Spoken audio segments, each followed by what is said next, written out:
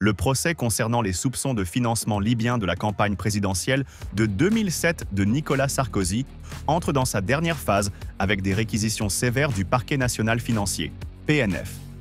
Le 27 mars 2025, le PNF a requis contre l'ex-président une peine de 7 ans de prison, 300 000 € d'amende et 5 ans d'inéligibilité. Ces sanctions font suite à des accusations graves: corruption, financement illégal de campagne, recel de détournement de fonds publics et association de malfaiteurs.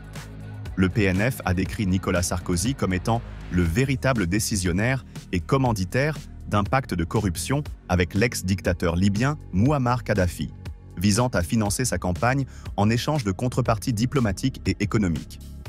Les procureurs ont détaillé des traces d'argent liquide liées à la campagne de Sarkozy, alimentant ce qu'ils considèrent comme un faisceau d'indices accablants.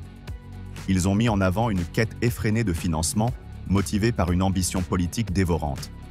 Selon eux, ces infractions exigent une réponse pénale forte, sous forme d'emprisonnement et d'amende ferme, pour protéger la société des dangers d'une telle corruption.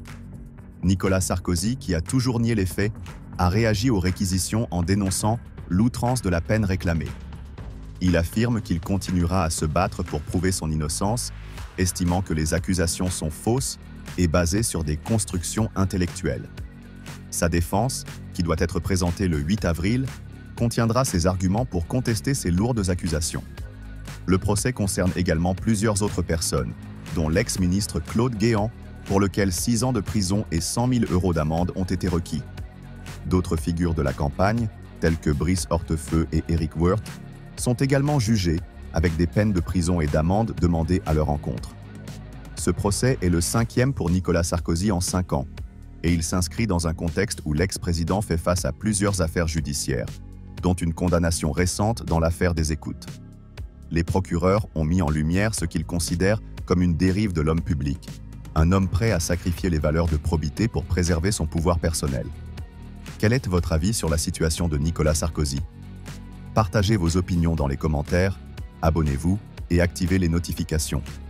À bientôt.